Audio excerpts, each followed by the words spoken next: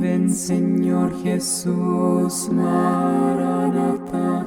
Ven Señor Jesús, Maranatha.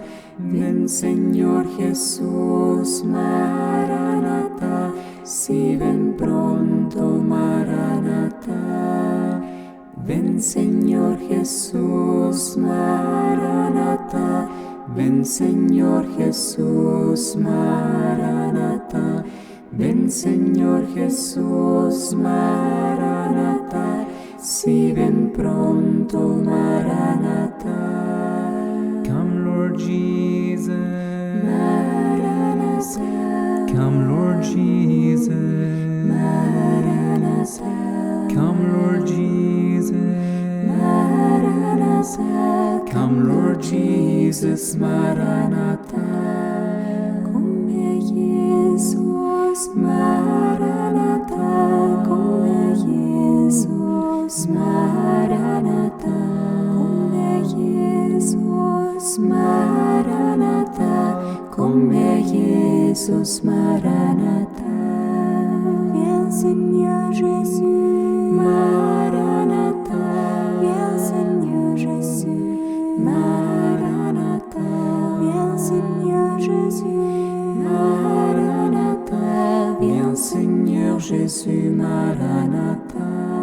vieni Signor Gesù, Maranatha. vieni Signor Gesù, Maranatha. vieni Signor Gesù, Maranatha. vieni Signor Gesù, Maranatha. Leibaju Jesu, Maranatha. Leibaju Jesu, Maranatha. Leibaju Jesu, Maranatha. Leibaju Jesu, Maranatha. Param Yeshua, Maranatha. Param Yeshua, Maranatha. Param Yeshua, Maranatha. Param Yeshua, Maranatha.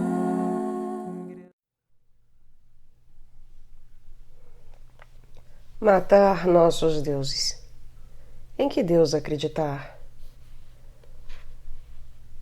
Por José Maria Mardones, Editora Ave Maria, canal Le Conde. Caros ouvintes, caso gostem do que aqui é lido, busquem adquirir o livro. Em caso gostem do meu trabalho, venham auxiliá-lo. Isso é possível via Pix, Apoia-se, Vaquinha. Qualquer moedinha será muito válida. Assim como há também a possibilidade de comprar livros que chegam até mim pela lista da Amazon. Os links estão no descritivo. E também curtam, compartilhem, comentem, inscrevam-se. Tudo isso gera engajamento, o que faz muita diferença para o canal, pois esse conhecimento é disseminado, abrindo a possibilidade para que meu trabalho também seja ampliado. A todos uma boa escuta. E obrigada pela presença. Capítulo 3. Do Deus dos sacrifícios ao Deus da vida. Há uma outra imagem de Deus muito persistente fixada nas profundezas da alma, o Deus dos sacrifícios e das expiações. É um Deus com sede de sangue e sofrimento. É um Deus da violência e da morte. Uma imagem de Deus muito perigosa e que distorce o Deus verdadeiro do amor, da misericórdia e da aceitação incondicional. Temos de derrubar essa imagem de Deus e substituí-la pela imagem do Deus da vida, da paz, da alegria e da festa, da liberdade e da novidade. É preciso passar da religiosidade que entristece o espírito àquela que o dilata, da tristeza e do pecado, da comoção e da dor, a celebração da vida amorosa com o noivo, que nunca terminará. É necessário esforço para criar e viver um cristianismo mais festivo e alegre, mais afirmativo da vida. Existe um aprisionamento espiritual na paixão e na morte de Cristo, que esquece a paixão pela vida que o conduziu a esse final. Deus, nosso Deus, é o Deus de Jesus Cristo, é o Senhor da vida. Quem nos salva? As imagens da salvação. Existe uma pergunta simples e radical latejante sobre a imagem do Deus dos sacrifícios. O que nos salva? Como todas as perguntas simples, diretas e profundas, são muitas as coisas que se movem e removem ao seu redor. Novamente veremos como a imagem de um Deus que pede sacrifícios para ser aplacado e para perdoar, para nos redimir, encobre muitas ideias e sentimentos, muitas outras imagens fixadas ou penduradas nessa imagem um tanto sádica e feroz de Deus. Essa imagem de Deus está muito ligada à imagem do Jesus que nos redime. Portanto, já avistamos que mudar e curar a imagem de Deus exigirá de passagem a correção também do imaginário sobre Jesus. E assim vamos vendo que não podemos falar de Deus sem incluir Jesus. Por nós e por nossa salvação. Assim se expressa o credo do Concílio Niceno-Constantinopolitano de 451 d.C., sobre a obra de Jesus Cristo em nosso favor. Novamente nos encontramos diante da necessidade de explicar o sentido que a vida de Jesus teve para nós. Nós a reconhecemos como uma vida e obra benéfica e salvadora. Pois bem, quando queremos entender o que isso significa, como sempre, temos de recorrer a metáforas e imagens que tornem compreensível e acessível o que se quer afirmar. Essas imagens, já o sabemos, são como instrumentos ou ferramentas do nosso pensamento para poder captar e nos relacionar com essa realidade divina presente em nós por intermédio do Espírito. Os primeiros cristãos já enfrentavam esse problema e foram eles que inventaram expressões imaginativas, símbolos, para poder comunicar aquilo que haviam entendido na nova experiência de Deus, que chegava a eles por intermédio de Jesus ressuscitado. Temos a sorte de contar com muitas metáforas ou expressões simbólicas para comunicar essa experiência salvadora de Deus em Jesus. Com o intuito de desbloquear o enclausuramento crente nas imagens ou nas metáforas de sacrifício e expiação, vamos comentá-las brevemente. O Novo Testamento é rico em expressões e buscas para sugerir o que supôs a vida, a paixão, a morte e a ressurreição de Jesus. Memoria vitae, passionis, mortis et resurrectionis Jesu Christi. Em uma panorâmica maior, indício do enorme esforço desenvolvido por aqueles primeiros crentes e teólogos para tornar compreensível o que era talvez fácil de experimentar, porém não tão fácil de comunicar nem de tornar compreensível. Metáforas comerciais. São utilizadas imagens, metáforas e analogias retiradas do mundo do comércio, de comprar e vender, de pagar fiança ou de ser fiador, de resgatar algo por um preço, de redimir uma conta pendente, de salvar uma dívida, etc. Metáforas médicas ou do mundo da saúde. Deparamos-nos com curas médicas e espirituais, com enfermidades e debilidades, com a vida e a morte, com os remédios ou os fármacos que nos ajudam a superar a enfermidade e a morte que nos rodeia e ameaça, ou a busca da nova vida regenerada. Metáforas legais, ou tiradas do mundo do direito e das leis, encontramos a condenação e a justificação, a declaração de culpados e inocentes, de julgados e imputados, de legítimos e ilegítimos, de ofensas e satisfações.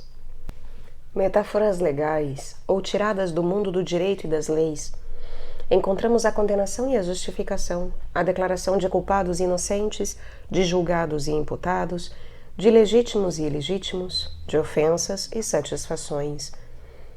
Metáforas políticas, que giram em torno do tema da liberdade ou da não liberdade, dos direitos ou não direitos, da pertença como cidadãos à cidade terrena e celeste, ao reino de Deus, a reis, imperadores, senhores e vassalos. Metáforas militares, de vitória e derrota, de poderes malignos e benignos, de amigos e inimigos, de libertação e escravidão, de opressão e salvação. Metáforas culturais, tomadas do mundo religioso, do culto e dos sacrifícios, dos holocaustos e das vítimas propiciatórias, de oferendas, de celebrações e banquetes, e também de bodes expiatórios, e de jejuns e expiações. E metáforas relacionais, tomadas do mundo das relações humanas e da família, de reconciliação e ruptura, de aproximação e distanciamento, amor e desamor, pais, filhos e criados, de esposo e esposa, noivos, de adoções, de novos nascimentos. Temos a sorte de que na história do cristianismo circularam todas essas imagens. Não existe nenhuma declaração eclesial sobre essas metáforas. Não foram utilizadas em tempos e momentos com mais ou menos sorte para umas ou outras, mas não há um rechaço de nenhuma delas. O que houve foi o predomínio tirânico de uma delas. Se fizéssemos uma rápida pesquisa sobre como os pregadores em suas homilias e os fiéis sem recursos entendem e explicam a salvação, a imagem e a metáfora predominante, até a exaustão, seria a de expiação sacrificial ou sacrifício expiatório. Está tão profundamente enraizada em mentes e corações que praticamente quando se diz salvação ou redenção, se quer dizer sacrifício e expiação. A imensa maioria já não distingue entre a imagem e o significado, entre a metáfora e o que se quer expressar. Já quase existe somente essa imagem, e quando algumas teologias usam outras metáforas, a metáfora libertadora ou a da cura, parecem-nos estranhas, retiradas de contexto, fora da tradição e dos modos católicos. Temos de fazer um trabalho de ampliação do imaginário e uma crítica às muitas aderências e distorções que, com o passar do tempo, quase inevitavelmente vão se apegando à imagem do sacrifício expiatório. Recordamos que foi Santo Anselmo quem colocou em circulação com êxito essa metáfora explicativa da salvação. Santo Anselmo, não o esqueçamos, viveu em um mundo feudal. Ali escreveu seu famoso tratado Cur Deus Homo, porque Deus se fez homem, no qual explica a seguinte metáfora da salvação. O pecado do homem ofende profundamente a honra de Deus. Todo o mundo é afetado por essa ofensa. Para restaurar a ordem do universo, é preciso pagar um preço, mas os seres humanos, limitados, finitos, nunca poderão oferecer uma satisfação digna do ofendido, o ser infinito, Deus. Não existe uma equiparação entre o ofensor e o ofendido, entre a natureza do ser humano e a natureza de Deus. Por essa razão, dirá Santo Anselmo, Deus se fez homem. Desta maneira, o Deus homem de fato pode, em razão de sua natureza igual a Deus, pagar a devida satisfação ao pecado. Jesus paga a dívida pela ofensa do pecado mediante sua obediência amorosa ao Pai. Jesus, mediante sua vida perfeita, não tendo pecado, não tinha de pagar nada a Deus por ele. Mas morrendo na cruz, deu a Deus algo gratuito, não no que lhe era de direito. Alcançou a satisfação por nossos pecados. Deu a satisfação infinita que devíamos a Deus por nossos pecados. E acrescentemos algo mais. Santo Anselmo se apoia em alguns textos e imagens do Novo Testamento. Paulo, sobretudo, proporciona imagens nas quais a cruz e o sangue de Cristo se enchem de significado sacrificial. B. Uma imagem sádica de Deus. Santo Anselmo tinha a pretensão de deixar bem claro que a misericórdia de Deus tinha sido enorme e extraordinária. Ele mesmo se entregou por nós, pagou por nossos pecados, o que por nós mesmos não poderíamos fazer. Graças à morte sacrificial de Jesus Cristo, foi perdoada a dívida que tínhamos com Deus. Ele mesmo paga por nós, e nós ficamos livres do pecado, da dívida, e voltamos a ter uma relação de filhos com Deus. O esforço teológico de Santo Anselmo é magnífico. reflete, como já dissemos, um mundo feudal de honras ofendidas, nobres, reis e vassalos, restituir a honra manchada segundo a dignidade da pessoa, do rei do universo. Misturam-se nesse modelo teológico uma série de aspectos jurídicos, satisfação das dívidas, modo de pagá-las, direitos, deveres, gratuidades. Como já foi dito repetidamente, a miúde e com pouco êxito, essa explicação, quando é recebida e usada por pregadores e catequistas, vai se carregando de negras nuvens e de verdadeiras distorções. O modelo é simplificado e o lado sacrificial e expiatório se acentua. Assim, por exemplo, pode-se pregar a encarnação, que é apresentada em Santo Anselmo como uma fabulosa e magnânima decisão da misericórdia divina de fazer-se homem, como uma necessidade. A partir daí, tudo já é uma necessidade de morrer na cruz, de que Jesus padecesse muitíssimo, o que mais sofreu da humanidade, dada a ofensa a Deus causada por nossos pecados, de aplacar a ira divina, etc., em inumeráveis aberrações teológicas ditas ao calor da paixão retórica de cada pregador ou agente de pastoral. O mau uso dessa metáfora sacrificial estendeu-se muito e com tanto exagero que nada puderam fazer os teólogos do talante de Santo Tomás de Aquino, que já chamou a atenção a respeito de não colocar tanta ênfase na necessidade de uma morte sangrenta. Tampouco uma mente tão aguda como a de Duns Scoto teve melhor sorte. Esse teólogo franciscano deu-se conta de que a imagem de fundo dessa metáfora carregava as tintas sobre a imagem de Deus. Apresentava-o como um senhor feudal poderoso, que estava ocupado e preocupado, sobretudo, em defender a sua honra. Uma imagem muito triste de Deus, que nega e corrompe tudo o que Jesus diz de Deus no Evangelho. O resultado foi lamentável e penoso. Até o dia de hoje temos a imagem de um Deus Pai ofendido, quando não irado, que necessita do sangue precioso do seu Filho para se aplacar. O que se quer dizer com essa imagem, novamente, é que quem fica mal é o próprio Deus. Este rosto sádico de Deus, sedento de sangue, que não perdoa nem o seu próprio filho, não tem nada a ver com o da parábola do pai do filho pródigo, nem com tantas parábolas e expressões de Jesus. É o seu oposto. É uma distorção horrível, diante da qual é preciso agir com prontidão e repúdio radical. C. Imagem nociva de Deus. Não somente Deus fica retratado como um senhor feudal que exige reparação, humilhação e sangue, como também a própria imagem de Jesus fica horrivelmente deformada. A metáfora sacrificial se concentra de tal maneira na cruz que absorveu toda a vida de Jesus. A vida de Jesus fica desvalorizada à espera da preparação para o momento da verdade. Essa concentração na morte sangrenta e dolorosa parece ser a única finalidade e propósito da vida de Jesus. Ele veio para morrer na cruz por nossos pecados.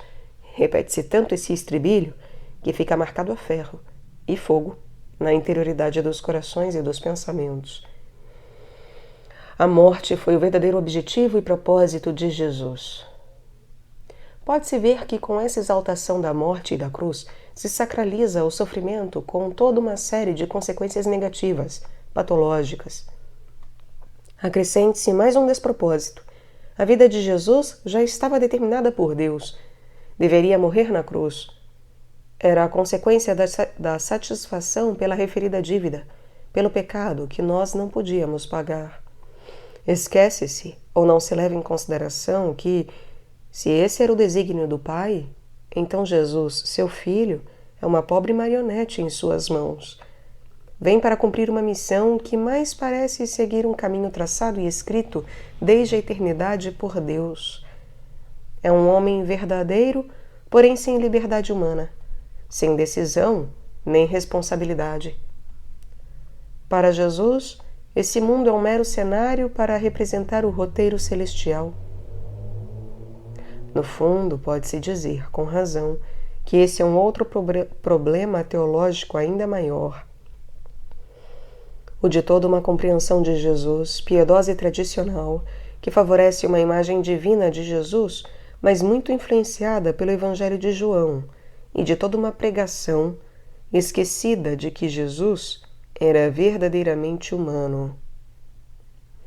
A palavra de Deus que se fez carne não era um ser humano em geral, mas um homem concreto, com uma cultura concreta de um tempo determinado e com problemas bem definidos. O estudo atual do Jesus histórico está nos devolvendo muito dessa figura particular de Jesus, um conhecimento que humaniza a Jesus e o devolve em carne e osso. As cristologias atuais seguem esse modelo ascendente, mais próximo dos evangelhos sinóticos, que partem do histórico, do humano, da vida, da morte e da ressurreição, para afirmar sua divindade. Essa forma corrige-se o modelo descendente que vem de cima do divino para baixo, para o humano, porém, que contém em si o perigo de que a natureza divina devore a humana. Desta forma, corrige-se o modelo descendente que vem de cima do divino para baixo, para o humano, porém que contém em si o perigo de que a natureza divina devore a humana. O Jesus aqui apresentado é monofisista, somente divino, uma espécie de Superman divino que tudo conhecia e tudo podia. Justamente a imagem do Jesus enviado pelo Pai para cumprir a missão de pagar por nossos pecados. 2. Consequências nefastas. Antes de entrar na proposta positiva da imagem de Deus e de Jesus, que substitua a terrível deformação já denunciada, estimularemos a mudança dessa imagem mediante uma breve consideração das consequências negativas que derivaram e derivam desse argumento. Já assinalamos que a enorme concentração no sacrifício da cruz leva a uma sacralização do sofrimento como se fosse o caminho que leva a Deus. Não é estranho escutar que viemos a esse mundo para sofrer. Um cristianismo sem sofrimento não é um cristianismo. A alegria, a satisfação e, desde então, qualquer prazer, não somente o sexual, ficam sempre sob a suspeita do pecado. Poderíamos citar, a partir da experiência pastoral, as barbaridades a que conduzem essas ideias e sentimentos. Para muitos crentes, sempre ronda a sombra da desgraça que se segue aos bons momentos da vida. Não parece possível ter uma vida sem a espera da cruz, que de um momento para o outro pode chegar até nós. O crente experimenta um estremecimento diante do que o espera como compensação e expiação da alegria atual por desfrutar da amizade, dos bons momentos do seu matrimônio, etc. Vi muitos crentes chorarem pelo temor do que poderia vir, já que estava desfrutando de um momento de felicidade em sua vida. A deformação da religião pregada por Jesus é enorme. Uma vez que o sofrimento, o sacrifício e a renúncia aparecem como uma consequência da opção pelo reino de Deus, isto é, do esforço por realizar o desejo de Deus para com os homens, idealiza-se e sacraliza-se o sacrifício pelo sacrifício. Agora é o sofrimento, a dor, o jejum, a penitência, a renúncia, o que nos santifica e nos faz agradáveis a Deus. Novamente sobrevém a imagem de um Deus sedento de sangue, de dor e do sofrimento humano. Por trás do sucesso de filmes tão realistas como A Paixão de Cristo, sobrevém essa ideia malsã da dor e do sofrimento como o que nos redime e nos salva.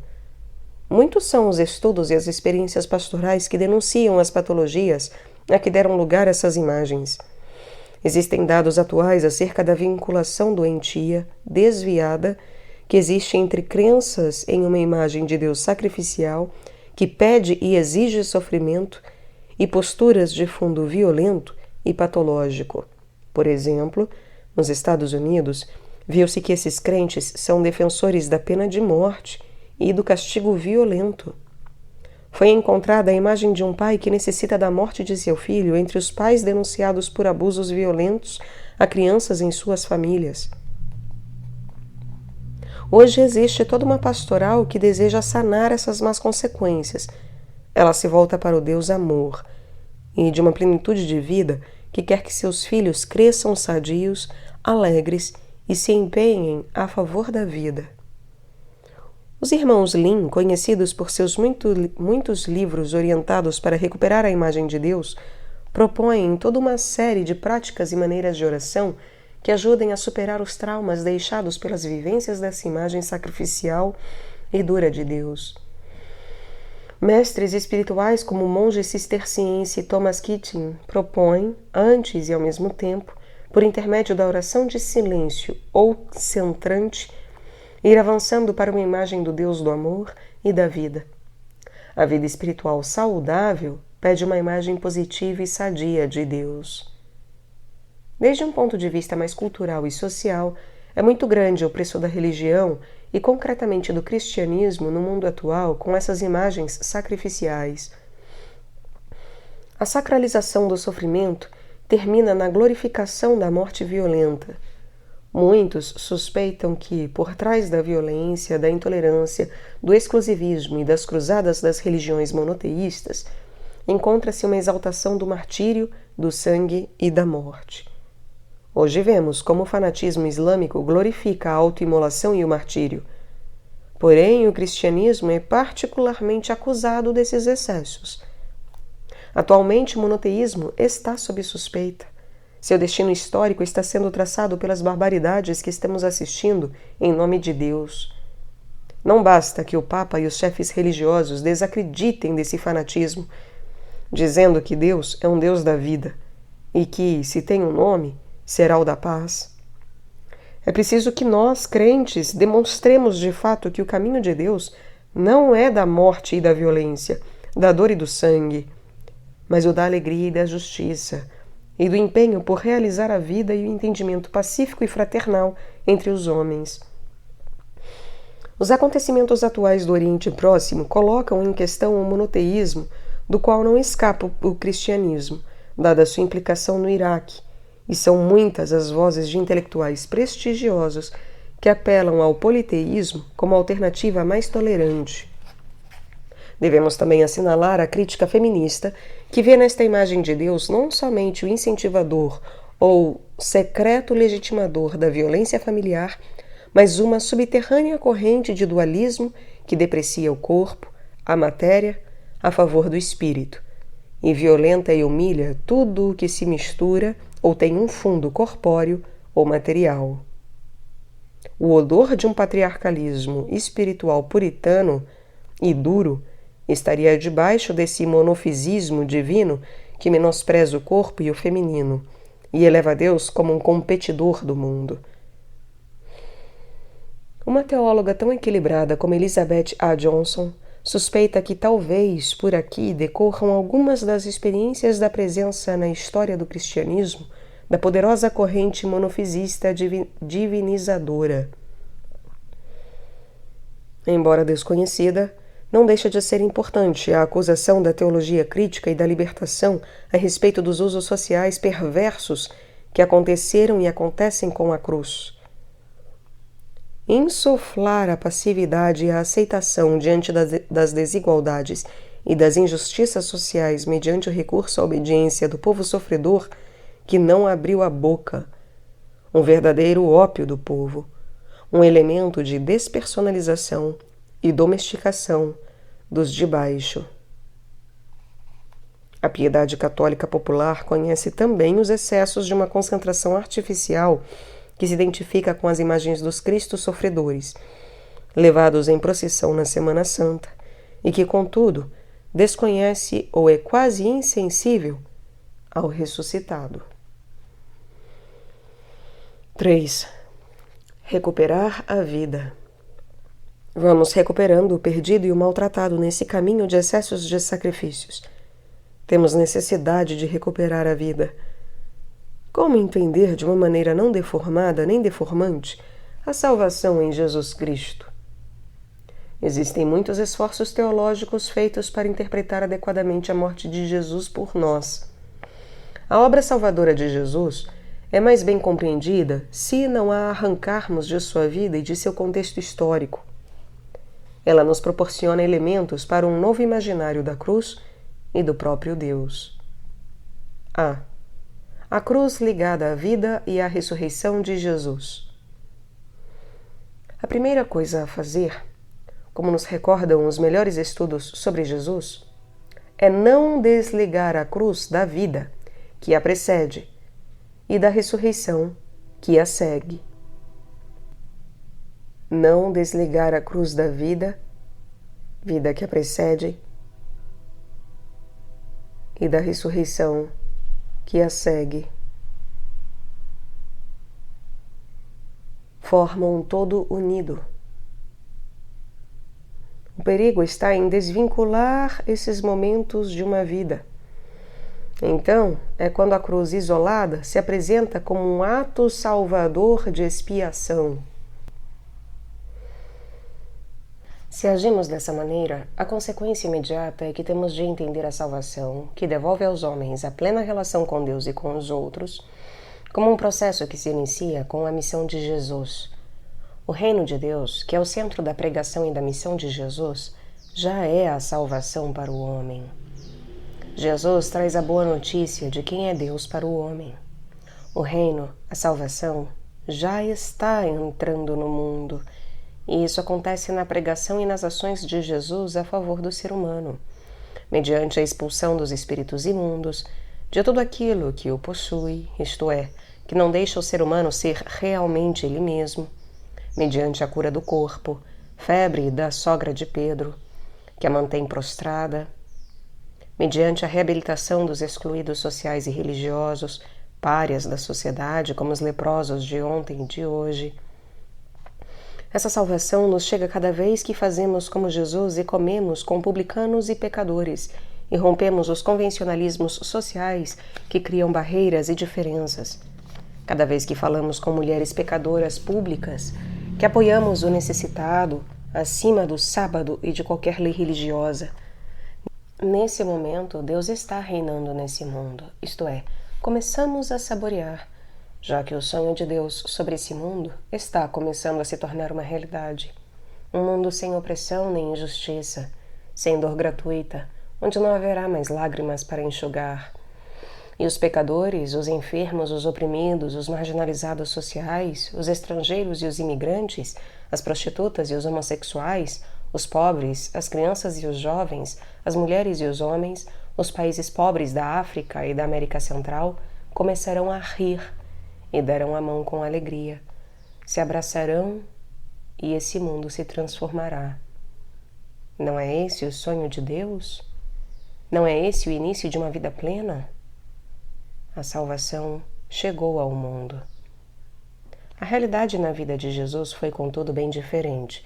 Sabemos que ele começou com esse estilo de vida e de gestos salvadores, porém rapidamente se chocou com a incompreensão dos seus e, sobretudo, com a concepção religiosa oficial. Uma religião de normas, prescrições, hierarquias e cumprimentos culturais. A religião, que sempre tem a tentação de substituir a Deus, viu em Jesus um perigo e um inimigo. Talvez uma ação simbólica, como a da expulsão dos mercadores no templo, foi a gota d'água que esgotou a paciência dos sacerdotes e dos príncipes de Israel, que se beneficiavam do negócio montado ao redor do culto. Os dias de Jesus estavam contados. A cruz, o trágico desenlace da paixão e da morte de Jesus, está em consonância perfeita com a sua vida. Foi o preço que devia ser pago por seu estilo de vida. Tentou realizar o reino de Deus e se encontrou com os que o viam como um inimigo de seus interesses. O resultado estava anunciado. A vida de Jesus, vista a partir dessa concretude histórica, não segue nenhum determinismo divino, nem ordens anteriores do Pai, nem vindas para pagar pelos pecados. Se Jesus tivesse agido de outra maneira, sua vida não teria terminado em uma execução na cruz. Esse foi o preço do compromisso de sua vida. Pois bem, Jesus foi fiel ao chamado do Pai para instaurar o reino de Deus. Precisamente por isso pregou o que pregou, fez o que fez e terminou muito mal, como muitos profetas. Podemos acrescentar até que o seu projeto do reino de Deus ficou sem cabeça. Os discípulos fugidos e ele, aos olhos de muitos, considerado um fracasso e desqualificado pela autoridade civil e religiosa. Agora podemos entender melhor a experiência pascal, a ressurreição, pois é um ponto de inflexão que deve ser lido em todo esse contexto de sua vida e morte. Não é um milagre, nem são as aparições e nem o túmulo vazio. É, sem dúvida, através de todos esses meios, uma experiência de que Jesus vive e os acompanha, os precede na Galileia. E a mensagem, o significado da ressurreição, é uma inversão do acontecido na morte e na cruz, porém em continuidade com sua vida. Jesus vive. Deus o ressuscitou. Quer dizer, a morte não tem a última palavra. Jesus vive com Deus e está conosco, no caminho da vida. Deus o constituiu Senhor e Cristo a este Jesus que vós crucificastes. O Deus da vida reivindica a Jesus como o vivente. O projeto do reino de Deus, o sonho de Deus a respeito dos homens, continua, e somos chamados a continuá-lo. O Espírito de Jesus, Deus que mora e está conosco, em nós, será nossa força, nosso advogado, nosso mestre e guia. B. A imagem do Deus da vida. Essa maneira histórico-narrativa de entender a vida, paixão, morte e ressurreição de Jesus nos aproxima de outra forma de entendimento da salvação. Esta já não aparece como um ato sacrificial de expiação, nem como resultado de um ato redentor da dor, nem como um destino assinalado pelo Pai para pagar uma dívida, mas como resultado de uma vida apaixonada pelo reino de Deus. O que nos salva é uma vida, se quiser, um estilo de vida, uma entrega amorosa que encarna e atualiza a compaixão de Jesus pelos homens. Definitivamente, o que nos salva é o amor feito compaixão efetiva pelos homens. E o que Jesus faz é encarnar esse amor compassivo e eficaz de Deus. Ele, como dizíamos no primeiro capítulo, é a parábola viva de Deus. Jesus é o símbolo, a imagem vivente de Deus que introduz um estilo de vida diferente. O aspecto subversivo de Jesus foi esse estilo de vida. J. Moengit e Patsy Lloyd quase coincidem em dizer, empregando uma metáfora médica ou da saúde, que Jesus é a célula-tronco, regeneradora, anticancerígena, que introduziu nesse mundo um dinamismo, um modo de vida que provoca mudança. A ação de Jesus, sua pregação e suas obras são um legado para a humanidade que dele não se esquece. Pensadores como Habermas dizem que a humanidade já não pode esquecer o que representa o salto humano introduzido por essas mudanças de nível, como o que Jesus trouxe. Há uma novidade, uma criatividade salvadoras nesses atos criativos. Possuem maior potência que uma reação atômica em cadeia. Não se trata de ver, senão a capacidade de contágio salvador percebido em tantos homens e mulheres ao longo da história. E em tantos que, como ele, não buscaram a morte, mas a transformação dos corações e dessa sociedade, e que finalmente, como aconteceu com Jesus, foram vítimas de rejeição e pagaram com a sua vida. A imagem de Deus que está por trás dessa vida de Jesus é o do Deus do amor, da compaixão gratuita pelos seres humanos, especialmente os pobres e oprimidos. Deus, caso queiramos repetir com a linguagem de João, amou tanto o mundo que lhe deu seu Filho único, para que todo o que nele crer não pereça, mas tenha a vida eterna. Dito de outro modo, Deus não queria a morte de Jesus, nem necessitava dela como expiação para nos salvar. O Deus Criador e amante dos seres humanos teria querido que Jesus tivesse tido êxito em sua missão e que tivesse implantado o reino de Deus, isto é, o sonho de um mundo justo e fraterno. Em linguagem religiosa, dizemos que o pecado procede dos homens, com seus interesses e liberdade, os quais fizeram com que esse plano não se cumprisse e Jesus terminasse condenado a uma morte ignominiosa. Assim podemos rejeitar a Deus, mas não expulsá-lo do mundo. Ele nos segue e continua oferecendo aos que o seguem o estilo de vida de Jesus, sua salvação, sua reconciliação, sua vida definitiva, sejam crentes ou não, conhecedores ou não. Jesus é assim o apresentador e introdutor, a porta, diria João, de um Deus presente no mundo, em todo aquele que trabalha e se esforça para dar vida, para humanizar esse mundo, criar condições de justiça e liberdade, tirar a dor e os sofrimentos sem fundamento. Esse Deus da vida pede nossa colaboração e nos ajuda a realizar o seu sonho. Não pode agir senão com e por nosso intermédio. Porém, sua presença é impulsionadora, curadora, libertadora, seu Espírito em nós nos faz sentir e experimentar a verdade do que Jesus dizia e que nós já conhecemos. A salvação aparece já, não como um gesto único e expiatório diante de um Deus ofendido, mas como um ato solidário de toda uma vida que transmite e testemunha a presença compassiva de Deus para com os homens. Já podemos orar e cantar, como o faz Patty Lloyd. Viva a sua vida, viva aquele sangue vivo que incendeia seu corpo vivo como o fogo inextinguível do coração compassivo. Viva a sua vida concreta, em um solo concreto, debaixo de um sol concreto, com gente concreta, em uma luta concreta. A morte é o último elo perdido da vida. Salva-nos sua vida, célula regeneradora de uma sociedade concreta que se expande pelo mundo com uma explosão universal. A grande explosão. 4. O Deus da vida e o excesso de sofrimento no mundo. Temos motivos mais que suficientes para trabalhar na demolição de uma imagem perigosa de Deus e de Jesus e por nos esforçarmos na reconstrução de uma imagem diferente que faça justiça ao Deus de Jesus. A proposta é simples. Olhemos para os evangelhos e para a vida concreta de Jesus para realizar esse intento. Nunca separamos a cruz da vida de Jesus, nem de sua ressurreição, ou entre a vida com Deus e conosco.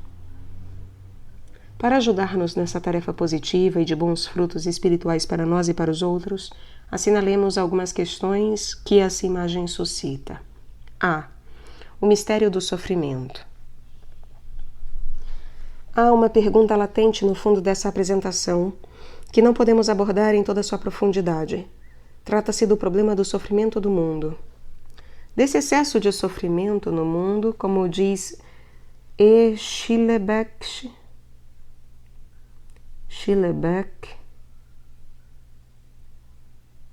enfim, não tenho a menor ideia da pronúncia deste nome.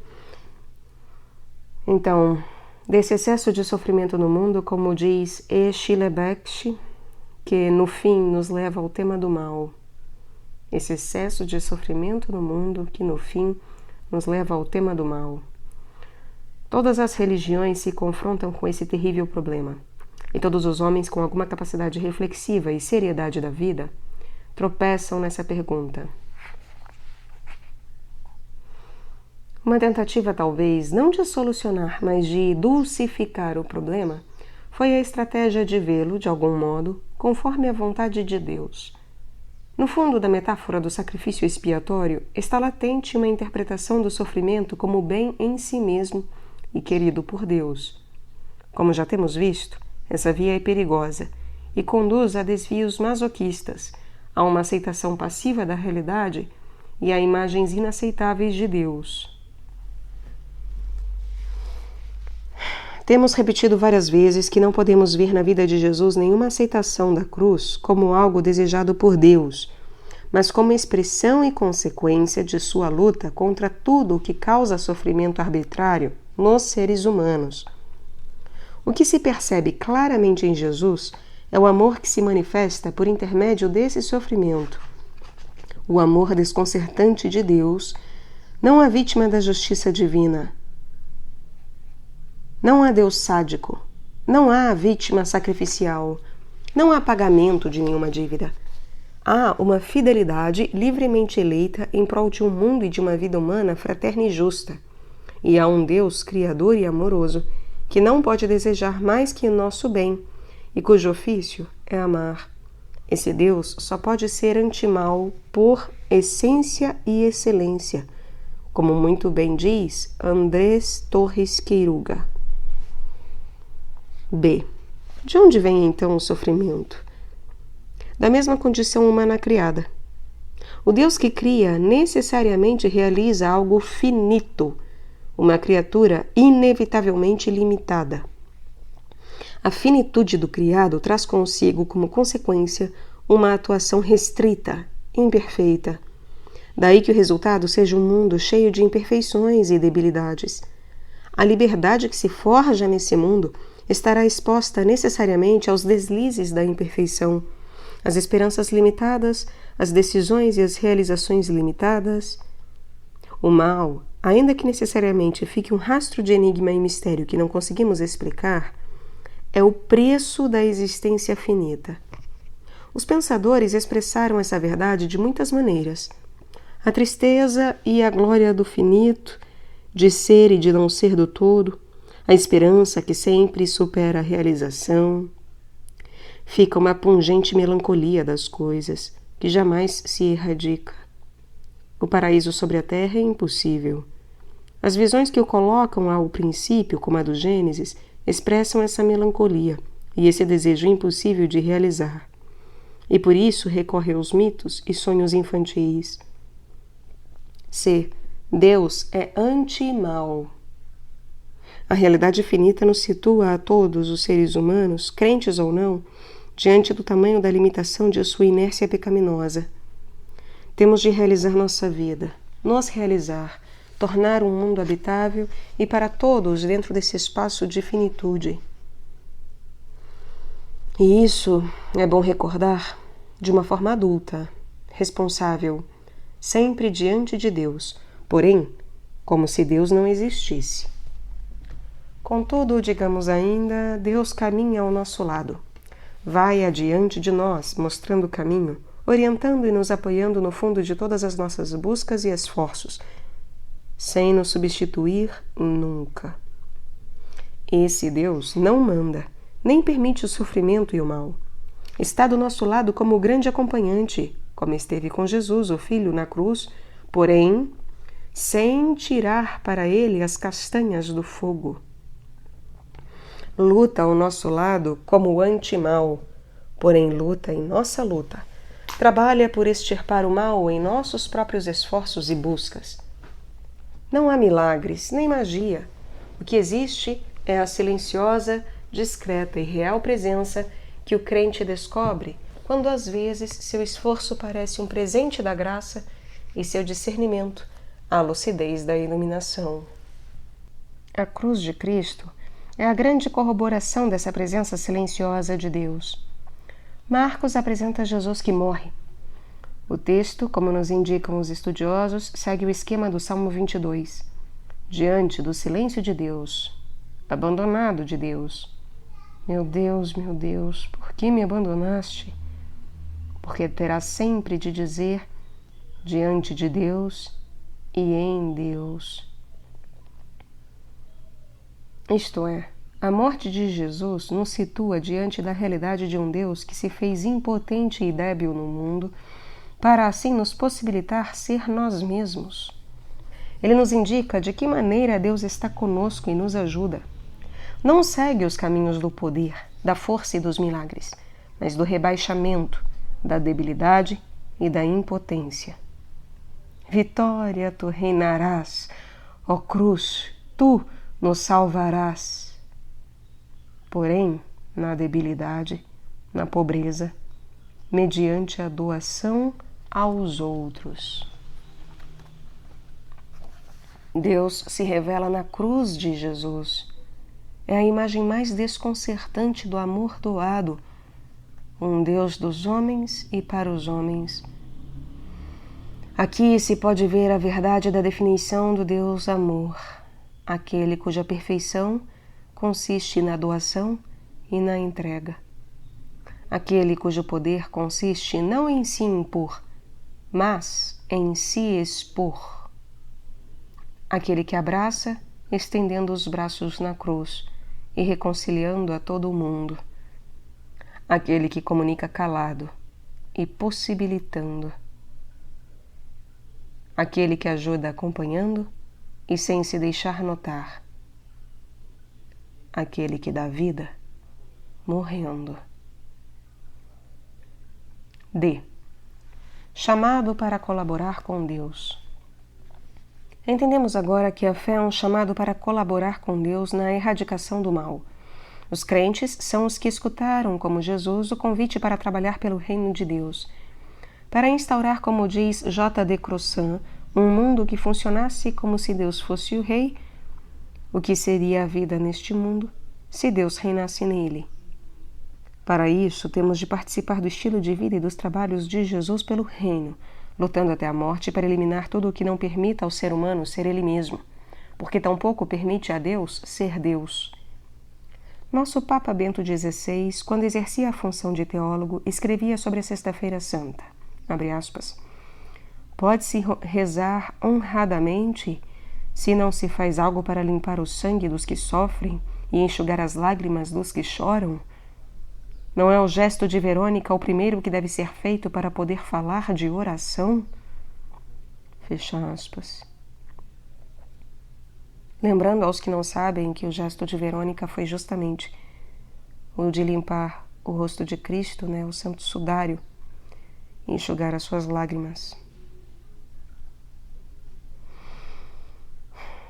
A cruz não é nem pode ser uma desculpa, um instrumento para a indiferença diante do mal, das desigualdades e das injustiças desse mundo.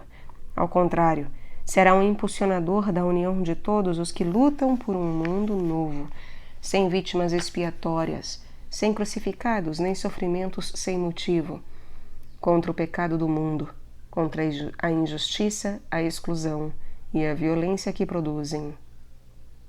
E a dimensão política da cruz. Já denunciamos o uso domesticador, evasivo e despolitizador que a cruz teve e tem. Essa visão, imagem de Jesus crucificado, não considera em absoluto o caráter enormemente político, teopolítico, teríamos de dizer, da cruz de Cristo.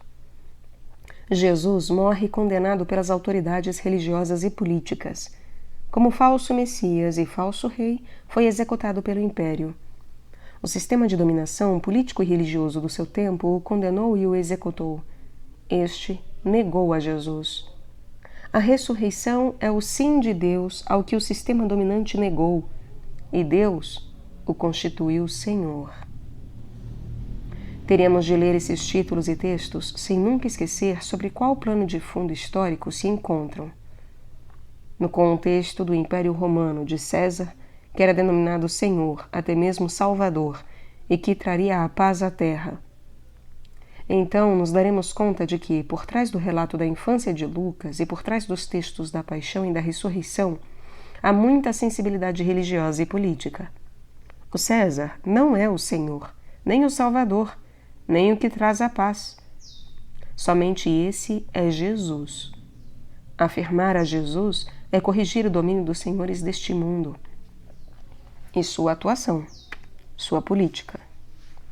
Longe, portanto, de a cruz de Cristo ser um elemento passivo e de aceitação da situação deste mundo, é a sua negação mais clara e firme.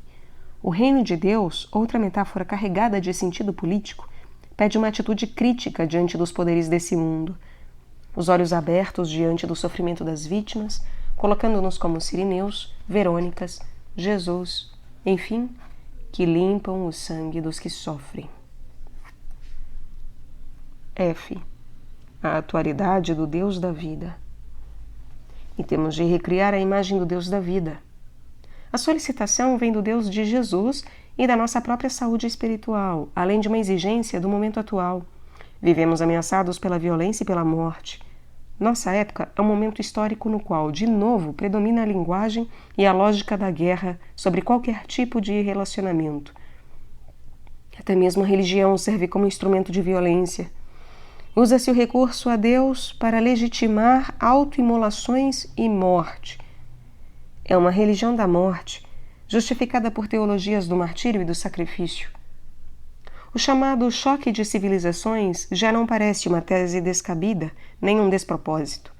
Brilha cada vez mais próximo com o fulgor do sangue e do fogo. É importante recuperar uma religião não sacrificial e um Deus da vida. Deus não pode ser um incentivador da violência, nem um inimigo da paz. O crucificado ressuscitado sempre vem com uma mensagem de paz. Repete-o insistentemente. E sabemos que não é uma mensagem para pacificar somente os corações assustados. A paz, como dom messiânico, pascal, abarca a paz do coração. Se estende às relações interpessoais e requer a paz social da justiça e da igualdade. A paz é uma metáfora da vida plena, da vida humana e humanizadora. Atualmente é uma tarefa não só pessoal, mas social e civilizatória, o empenho por defender uma imagem do Deus da vida. Este Deus tem de ajudar a curar e a restabelecer relações positivas, dialógicas, respeitosas com a natureza, ecologia, com as demais pessoas, pacifismo, com o outro sexo, feminismo, e com o outro diferente, imigrantes, outras crenças. O Deus dos evangelhos é o Deus das vítimas. Nas palavras do antropólogo René Girard, analista sutil do sagrado violento. Não é o Deus dos perseguidores, não, nem do bode expiatório, nem dos mártires da violência. É o Deus que quer acabar com toda religião violenta e perseguidora. Um impulsionador de uma religião da concórdia e da paz, que se torna justiça e fraternidade. O Filho de Deus que morre vítima da violência provocada pela própria religião e de seus capangas é a vítima que nega toda a religião geradora de vítimas. Morreu por nossa causa também significa que morreu para que nem o sagrado nem a religião necessitem de mais expiações e sacrifícios. 5. Sugestões para assimilar essa imagem de Deus. 1. Existem diversas metáforas para expressar a salvação. Não se deve concentrar na do sacrifício expiatório ou redentor pelo sofrimento. São filhas de um momento histórico e, como já vimos anteriormente, foram distorcidas. Nenhuma imagem particular, nem suas teologias podem esgotar a experiência e o sentido da salvação realizada por Jesus Cristo. Porém, devemos substituir a imagem do sacrifício e da expiação por outras muitas que se encontram no Novo Testamento. Ser libertado, curado, reconciliado, adotado, ou que nasceu como filho de Deus. 2. Para ajudar a mudar nosso imaginário, é preciso uma série de expressões e ideias fundamentais que nos podem apoiar nessa tarefa. E eis algumas. Quem salva é o amor, não a dor. A vida de Jesus salva com seu amor apaixonado e fiel, que o levou à morte na cruz e à ressurreição. O amor desconcertante de Deus aos homens se manifesta na cruz, amor entrega, exposto, débil, discreto.